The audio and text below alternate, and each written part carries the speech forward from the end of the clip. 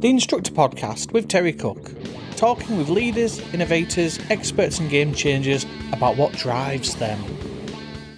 Welcome to the Instructor Podcast. This is a show that for 5 years has helped you become an even more awesome driving instructor and run a better driving school. And for 5 years, I have been your host, Terry Cook. I'm delighted to be here, but even more delighted that you have chosen to listen, because today, on the 10th of April, marks the 5th anniversary of the Instructor Podcast. And I want to start off by saying thank you. If you've listened from day one, extra special thank you. But wherever you started listening, thank you for listening. It'll be a lot less fun without you.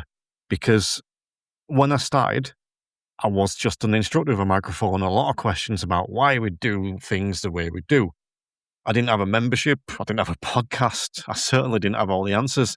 But I did have a gut feeling that there was an alternative route to driver education, a way to focus on the person, not just the pedals. Fast forward to today, and I've released over 250 hours of public content. But more importantly, I've spent over 1,000 hours in deep dive conversations with the best minds in performance, psychology, health, road safety. I've sat in virtual classrooms of world-class psychotherapists, doctors and academics, all to filter down the gold for you. Now, this episode isn't a typical trip down memory lane. I'm not interested in just patting myself on the back. I want to talk about what those 1,000 hours have taught me about this industry, about coaching, and honestly, about myself. So I've distilled those 5 years into 5 essential truths. These aren't just lessons, they are the pillars that I think I've built the IPP around, and they're the standards I'm holding myself to as I go all in for the rest of the year. So today we're going to talk about why transparency is superpower, how to steal wisdom from experts, and why the greatest success I've had hasn't been my own, but the success of other people I've been able to lift up along the way. We're shifting gears. This is the 5-year anniversary of the Instructor Podcast. 1,000 hours of truth. Let's get stuck into the show. So, in 2024, I did something that failed spectacularly. It didn't work. I launched something in my membership, within my membership, and it just didn't connect. It wasn't what members wanted. I was essentially changing what I was delivering for the last 9 months of 2024, and it didn't work. So I stepped back. I changed it back to what people wanted, and it's continued to grow ever since. But I also owned that failure. I spoke about it in the membership. I spoke about it publicly. And it's something that I've learned over the last few years. Is a lot of instructors, a lot of trainers, a lot of people generally, not just us instructors, we only put our highlight reels out there. We don't always show people and show other people that sometimes we get it wrong. You know, for a long time, I used to do a Facebook post every Friday, the Friday fail, sharing what had gone wrong for me that week and asking others to share. And it was always a really popular post. The same way you sometimes catch me doing episodes called the F word, or the F being failure, where we talk about failure. One of my most successful episodes ever is actually in my membership, and it was Bob Morton talking about what he found difficult within coaching, within client-centered learning when he first started. And it's easily one of my most popular episodes because the people who listen are surprised, because what we see so much from people within our industry, and again, I'm speaking specifically about our industry, is the highlight reel. We hear people telling us how awesome they are. We hear people saying how easy X, Y, and Z is and how just do this. Another thing we see a lot at the minute is AI-generated content that starts off with most instructors, which I'm not keen on either. And I'm guilty of saying sometimes, you know. And I think that's something I would love to see more in this industry. At the time when it doesn't go right for you, owning it, accepting, and shouting about the fact that you're not perfect, that you get something wrong, it helps people. It really does. And when all you're seeing is that person X, person Y, person Z saying how awesome they are, just be aware that is their highlight reel. That's all it is. It's not their life. Because you can guarantee that they have done things wrong. You can guarantee they have struggled with things like you. like your learners, like your ADIs, like your PDIs, and like you, they have struggled with things. Don't judge yourself and don't compare yourself to other people's highlight reel. Getting things wrong, and in particular, why we get things wrong, is more important and more valuable than the things we get right. Because vulnerability is a superpower. It builds the trust required for coaching in the car. So yeah, this is the thing I want you to think about. The first thing I want you to think about, just other people's highlight reel. Don't let that define you, and don't let your highlight reel define you. Own your failures.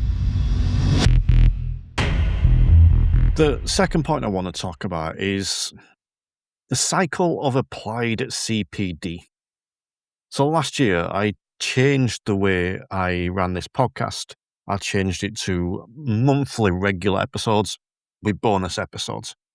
And the biggest reason I changed that was because of how much content there is in the industry. And I'd had a very specific example of where someone had reached out to me and they'd told me that they'd been on this course, and on the way to this day-long course, they'd listened to one of my podcasts. On the way back, they'd listened to a different podcast, and they're not applying any of it. And we spoke about it, and it just made me realize, well, if you're doing all that CPD, but you're not applying it, what's the point of doing the CPD? So I changed the way I did the podcast, and because I wanted to give people one big thing that they can listen to that month and go and listen to and take action on and then reflect. Yeah, there's other bits in between, but that one big thing every month. Because it's the thing that's really sunk in for me over the past few years.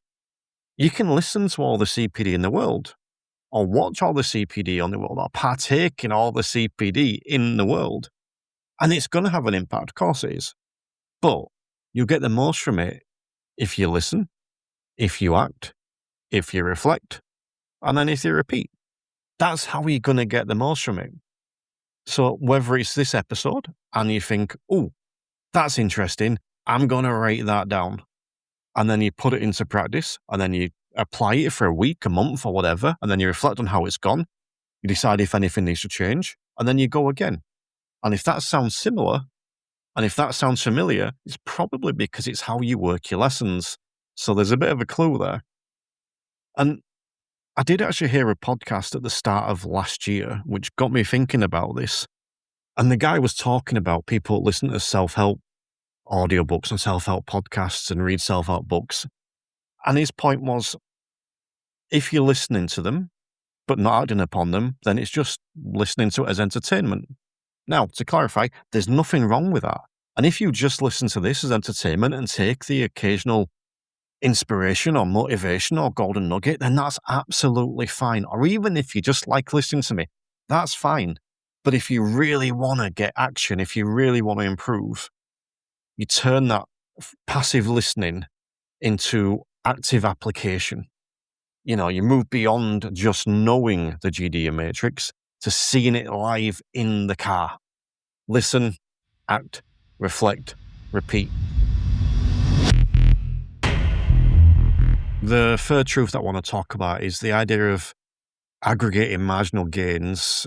And I want to be really specific about what that means, because over the last 5 years, on this public podcast, there's over 250 hours of content. In the IPP membership, there's over 250 hours of content, but that's just the tip of the iceberg.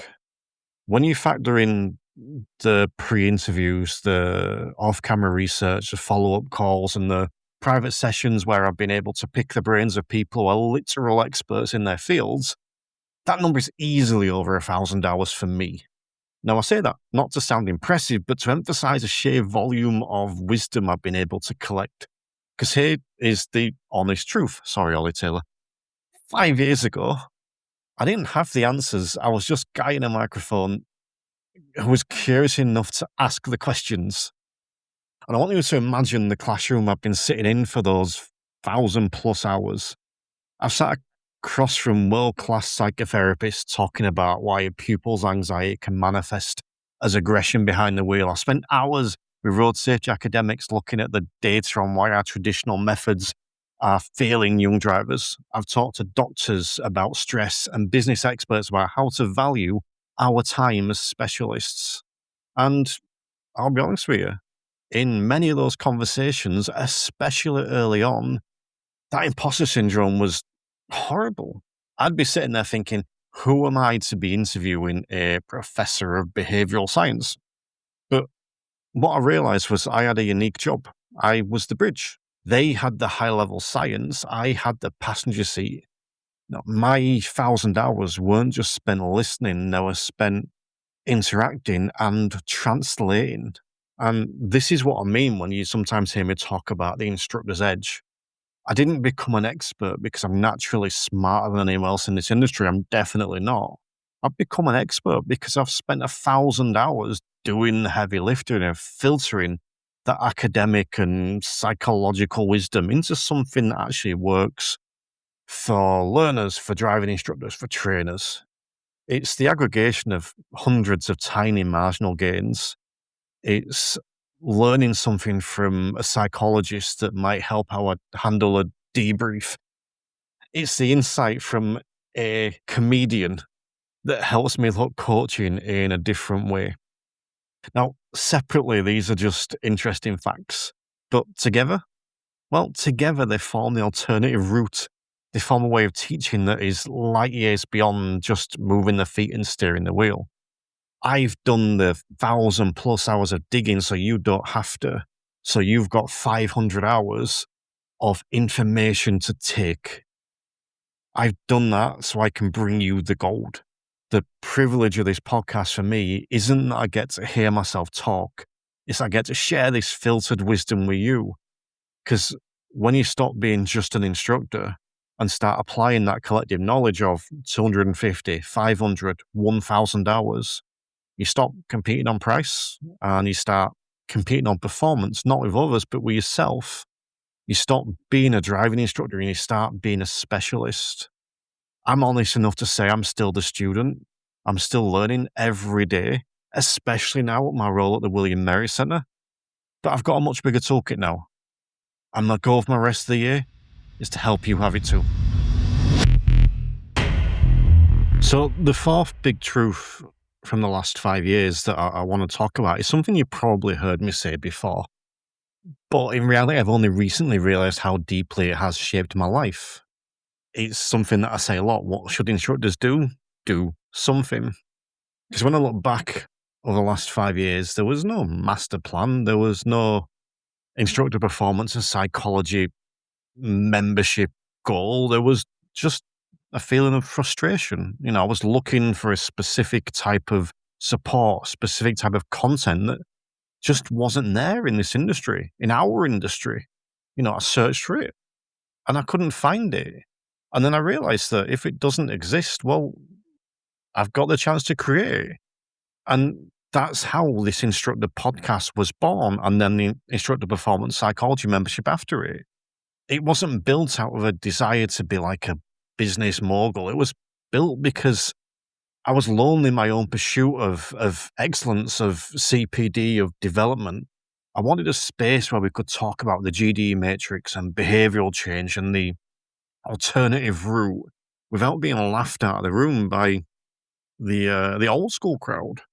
I didn't know how to run a membership site. I didn't know how to host a summit. I didn't know how to edit audio or manage a community, but I trusted the process. I decided that doing something, even if it was messy, even if it wasn't perfect, was better than doing nothing. And what I've learned is that the process itself is the greatest teacher you'll ever have. The act of creating the resource taught me more than using the resource ever could. Now, I'm living this truth again right now. This week, as a lot of you will know, I started a new role at the William Merritt Centre. Now, the William Merritt Centre is a disability driving specialist school. I've gone back to being a new guy in this highly specialised field, and the same fear has crept back in a little bit, the fear of not knowing enough. But I'm trusting the process. I know that by putting myself in this challenging environment, I'm creating a new layer of expertise. So my message to you after 5 years is simply this. Stop waiting for the perfect time or the perfect qualification to start that project you've been thinking about. Maybe it's the local community group, maybe it's a specialized niche in your business, or maybe it's finally charging what you're worth, or maybe it's a podcast that's going to be bigger and better than this one. Do it. Action creates opportunities that planning never does. When you fall in love with a plod, the daily process of showing up and trying things, the results take care of themselves. I didn't know 5 years ago that I'd be standing today with a community of growth-minded instructors in a membership, and with thousands of people listening to the podcast. I just knew I had to do something. So don't wait for someone to build the future you want to work in. Trust the process, do the work, and build it for yourself. It's for the rest of the year. It's what I'm going to be doing, and I'd love you to stay with me. I think the fifth and final truth that I've settled on looking back over the last 5 years is perhaps the hardest one to master and potentially the most awkward one to talk about. It's the importance of mastering your ego. And if I'm honest, I fail quite regularly at this, but I'm getting better. But let's again be honest about this. You don't start a podcast, build a brand, and stand on stages without having a bit of an ego. You have to believe your voice is worth hearing.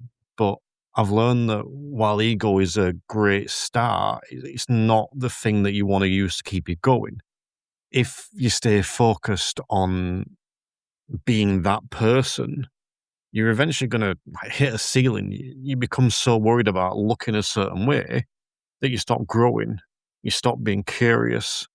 I've seen it happen in this industry. It's times it's happened to me where I've done an episode that I've not been keen on because I want to get download numbers, or avoid an episode because I've been worried too much about download numbers. And I've seen it happen to others where they get some status and they stop listening. They start defending their turf instead of expanding their horizon. But the real shift for me happened when I realized that the greatest privilege of having a platform isn't the attention I get, it's the attention I can direct. I started to see my role as not just an expert, but as someone that can help promote others.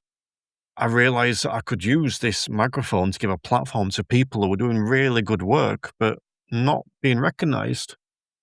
Or people with lots of potential might be a better way of framing it. I often think back to people like Phil Cowley, Emma Cottington, Emma Fonnelland. But the best example is probably someone like Lee Sperry. When I first met Lee, he came to me to ask to be on the podcast. Great instructor who was really honest and open about how he changed from being an instructor to being a coach. And I saw that spark and I gave him a platform on the podcast. And seeing him to go on to be recognized as a national award winner, the Intelligent Instructor Trainer of the Year, if I'm being honest, it gave me a lot of satisfaction. And I think that's a mindset I've got now, giving a platform to people who don't always have one. It's the realization that my success is measured by the success of the people I've helped grow. When I look at the members in my membership, or some of you guys listening to this, I see people leading and changing and shaping the industry. Not always on the grand scale, but just were you learners sometimes, were you driving school, were you ADIs, were you PDIs? Because I think this industry can be really cynical. It can be quick to shut people down or stick to the old guard. But over the last 5 years, I've made it my mission to give people a chance. I can't do it every week. I can't do it every episode, but to give people a chance and to listen to the people who aren't as prominent, the instructors in the trenches who are trying something new. Why? Well, because people have done it to me as well. Back on that first season, James Luckhurst of Project Edward, he liked what he heard. He gave me opportunity to work with him. Stuart Lockery and the Intelligent Instructor have given me the opportunity to speak at events. These people have encouraged me and given me opportunities. So paying that forward, it's not just a nice thing to do, it's how we raise a standard for everyone. And if I can use my 1,000 hours of stolen wisdom to help you find your voice, then the last 5 years has been a total success.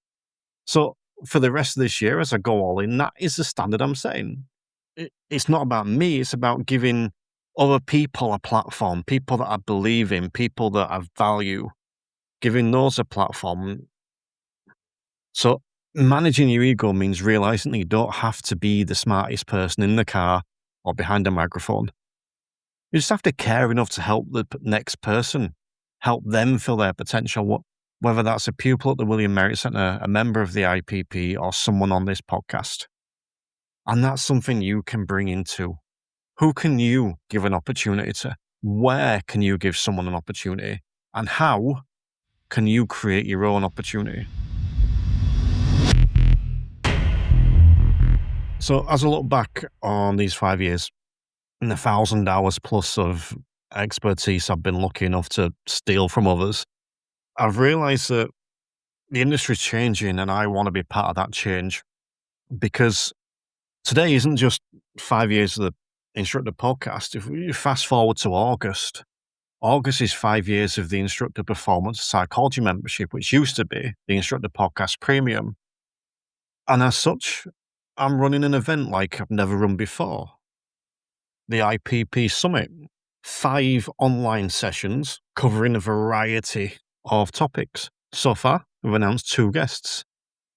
11 a.m, Stuart Lockery of the ADINJC and Bright Coaching, and 1 p.m, Adil Amazi, someone who's made over $1 billion for his clients in business. And if you want to follow who else is coming up, make sure you're following the Facebook page, make sure you're signed up to email, make sure you're following the WhatsApp channel. But the first opportunity to secure seats at this summit will be reserved exclusively for my IPP Interactive members. And I expect the seats to go fast, because these members have been the backbone of this podcast, its membership for half a decade, and they deserve that instructor's edge before anyone else. Now, if there's any seats left after they've been opened up to our membership, I will open them up to people on the WhatsApp channel, to the email list. But in all honesty, I don't expect many to make it to the general public. So if you've been listening for 5 years and you've been waiting for the right moment to join, this is it. Don't just listen to the transformation, be part of it. Head to the website, www.patreon.com/theinstructor, or you can find a link in the show notes. Join the membership and make sure at the front of the queue when those summit doors open. Thank you for the last 5 years, genuinely. Now let's see what we can do going forward.